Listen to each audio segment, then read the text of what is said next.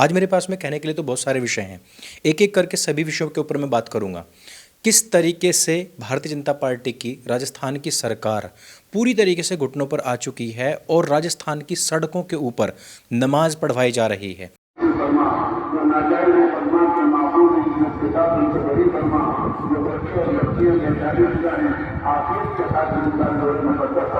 किस प्रकार से मध्य प्रदेश की सरकार उन हिंदुओं को लाइसेंस तक नहीं देती जिनके आधार पर वो हिंदुत्ववादी बातें करके एक सरकार बना पाए, लेकिन दूसरी तरफ मुसलमानों को इस रमजान के दौरान तोप तक चलाने का लाइसेंस दे दिया जाता है। किस प्रकार से दिल्ली के अंदर बुलडोजर दीदी हैशटैग चलवा दिया जाता है, लेकिन तरुण खटीक के कातिलों के मकान का छज्जा तोड़ने के अलावा वो बुलडोजर कुछ नहीं कर पाते और उल्टे पैरों वहां से भाग आते हैं। जबकि दूसरी तरफ यही पुलिस तरुण खटीक के समर्थन में होने वाली महापंचायत के पोस्टर्स फाड़ती हुई नजर आती है। ये भाइयों आप देख रहे हैं दिल्ली पुलिस कब से ये पोस्टर फाड़ने लगी। एमसीडी के ये काम करती थी, लेकिन दिल्ली पुलिस देखिए हमारे तरुण भाई के पोस्टर फाड़ रही है।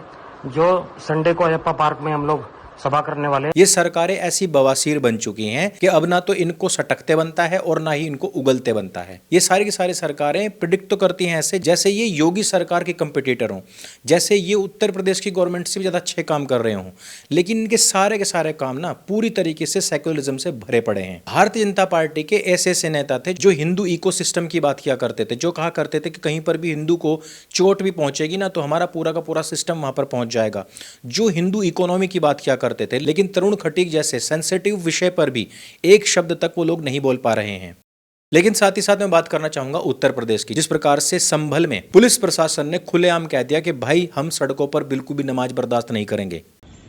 लेकिन किसी दूसरे दो देशों के बीच में झगड़ा हो रहा है और उस झगड़े का अगर हमारे देश में कानून व्यवस्था पर कोई असर पड़ेगा तो हम फिर इलाज कराएंगे बहुत बढ़िया वाला। कहीं पर किसी भी प्रकार का किसी नमाज में, अलविदा की नमाज में या जुमे की नमाज में कोई भी किसी प्रकार के किसी देश के विरोध में, किसी के विरोध में कोई स्लोगन, कोई पट्टी, कोई नारा ये नहीं होना चाहिए। जिस प्रकार से मेरठ प्रशासन ने कह दिया कि हम सड़कों पर बिल्कुल भी उतरने नहीं देंगे। सभी मस्जिदों पर 544 मस्जिदें हैं और 146 ईदगाह हैं। उन सभी पर सभी के जिम्मेदार लोगों से संबंधित पुलिस कार्मिकों और प्रशासन के लोगों द्वारा वार्ता हो गई है। उनको सभी संदेश अवगत करा दिए गए हैं। रोड पर किसी भी दशा में नमाज सभी ने कहा है कि नहीं कराएंगे और ऐसा होना भी नहीं है। इसके बारे में सभी लोग सहमत हैं।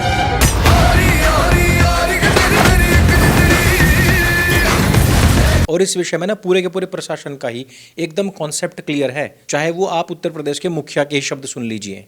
कोई भी बचने नहीं पाएगा। जो भी अपराधी होगा, ये तो मैं जानता हूं आपकी पीड़ा को, क्योंकि जब सरकार की कार्रवाई अपने अंतिम उस तक जाएगी तो आप में से बहुत सारे लोग फतिया पढ़ने के लिए जाएंगे वहां। अब उत्तर प्रदेश के इस विषय को लेकर के बहुत सारे कटपीस सोशल मीडिया पर आकर के चिल्ला रहे हैं। ईद आ रही है तो इसलिए मुसलमानों को परेशान करना मकसद बन गया है।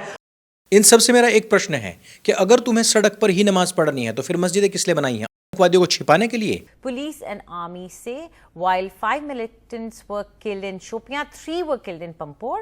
Police said during encounter in Pampore, terrorists had escaped from a residential house and took shelter in a mosque. Bharatvarsh में रेलवे और आर्मी के बाद में सबसे ज्यादा जमीन अगर किसी के पास में है तो वक्फ बोर्ड के नाम पर है। वक्फ बोर्ड की सारी जमीन किस लिए है अगर इनके ऊपर नमाज नहीं पढ़ सकते? आतंकवादियों को दफनाने के लिए?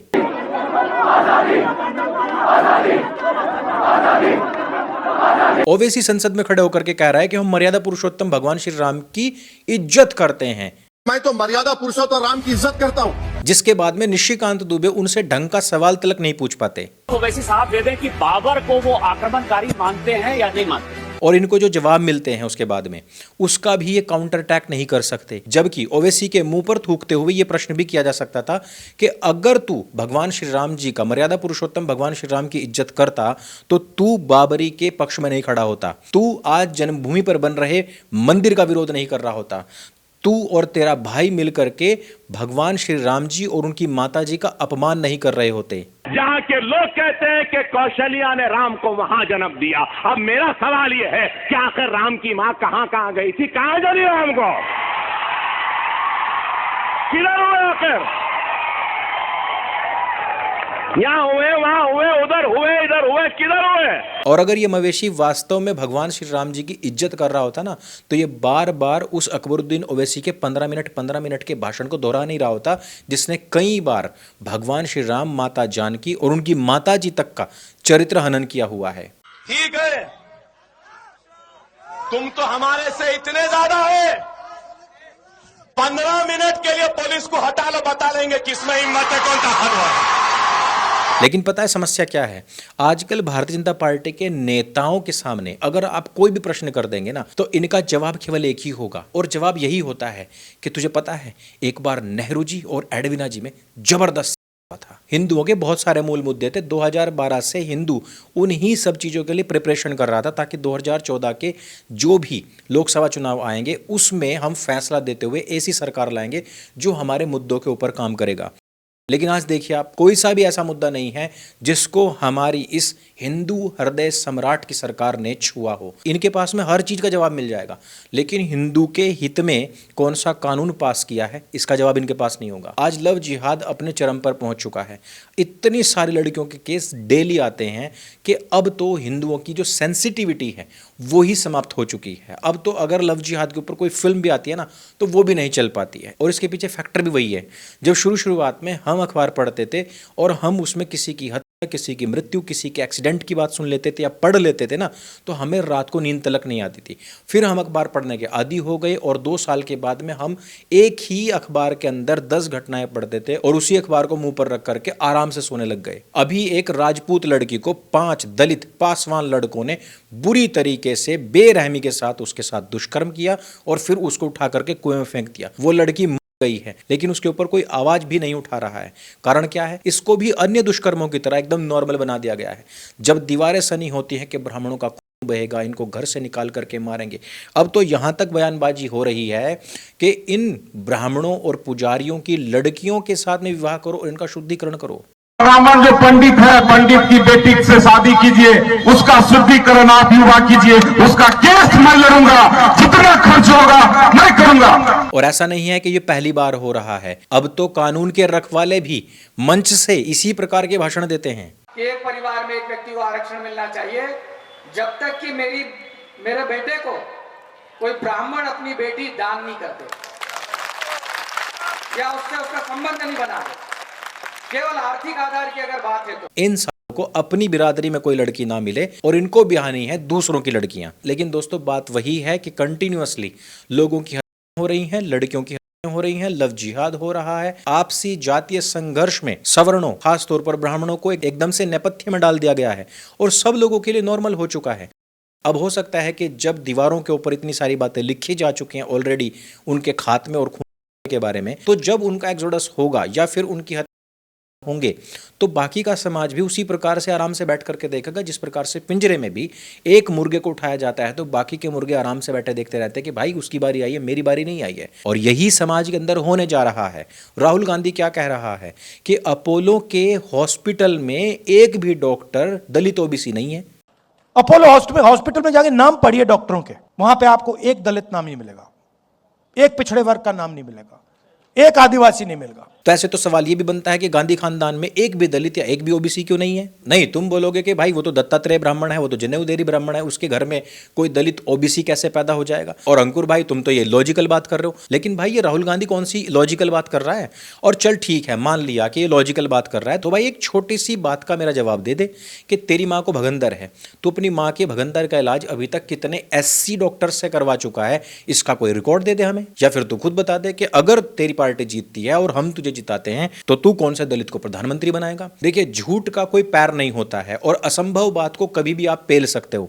जैसे कि राहुल गांधी आजकल पेल रहा है, कह रहा है कि अगर हमारी सरकार के दौरान में काशीराम होता तो हम उसको कांग्रेस का CM बना देते। असंभव सी बात है, ना कांग्रेस का कार्यकाल है और ना काशीराम जिंदा है। लेकिन कांग्रेस के काल में अंबेडकर तो जिंदा थे, अंबेडकर को पद नहीं देना चाहते थे, अंबेडकर को चुनाव हरवा दिए गए, अंबेडकर को फिर निष्कासित कर दिया गया और अंबेडकर मर भी लिए, दशकों तक उनको भारत रत्न भी नहीं दिया गया। और चलो छोड़ दो सारी बात, काशीराम भी मर चुके हैं, उनको भारत रत्न दिलवा दो। तो राजनीति का क्या है कि पक्ष हो या विपक्ष हो, सत्ता में बैठे हुए लोग हों या विपक्ष में बैठे हुए लोग हों, ये सारे के सारे इस समय पर पूरी तरीके से अपना मानसिक संतुलन खो चुके हैं। ना विपक्ष को ढंग से सवाल करना आ रहा है और ना पक्ष को ढंग से जवाब देना आ रहा है। ये वही भारतीय जनता पार्टी की सरकार है जो कभी कहा करती थी कि कांग्रेस वाले तुष्टीकरण करते हैं, और आज वही भारतीय जनता पार्टी की सरकार, चाहे वो दिल्ली के अंदर हो, राजस्थान के अंदर हो, मध्य प्रदेश के अंदर हो, पूरी तरीके से सरेंडर करके बैठी हुई है। भारतीय जनता पार्टी का नाम इस समय पर केवल योगी आदित्यनाथ और हिमंता विश्व शर्मा, इन दो की वजह से चल रहा है, और ये दो जहां पर जाकर खड़े हो जाते हैं लोग वहां पर वोट करते हैं। लेकिन अब जनता जो है मोदी जी के कहे अनुसार, जैसा उनका एक बार ट्वीट भी आया था कि गवर्नमेंट को क्रिटिसाइज किया जाना चाहिए, वो क्रिटिसिज्म असली शब्दों में स्टार्ट हो जाएगा ना, सारी की सारी सरकारें खूड़ में आ जाएंगी। तो मित्रों, कहना तो मैं बहुत कुछ चाहता था, लेकिन वीडियो बहुत ज़्यादा लंबा हो जाएगा। इस वीडियो में सिर्फ इतना ही। अगर ये वीडियो आपको अच्छा लगता है, जानकारी से भरपूर लगता है, इसको सबके साथ में शेयर अवश्य करें। और अगर आप सामाजिक और राजनीतिक स्तर पर चल रहे हर एक नैरेटिव से लड़ना चाहते हैं तो हमारी पुस्तक ढाई मोर्चे का चक्रव्यूह अवश्य ऑर्डर करें, जिसका लिंक हमने डिस्क्रिप्शन और पिन कमेंट में दिया हुआ है। साथ ही साथ एक पुस्तक की कीमत में दूसरी पुस्तक मैं निःशुल्क दे रहा हूं, और साथ ही साथ डिलीवरी पूरी तरीके से फ्री दे रहा हूं। इस लड़ाई में सरकार आपका लाइसेंस बनाए ना बनाए, लेकिन हम आपको नैरेटिव के युद्ध में लड़ने हेतु एक लाइसेंस जरूर दे रहे हैं, जिसका नाम है ढाई मोर्चे का चक्रव्यूह पार्ट 1। मेरे संग बोले सत्य सनातन वैदिक धर्म की जय। जय हिंद, वंदे मातरम।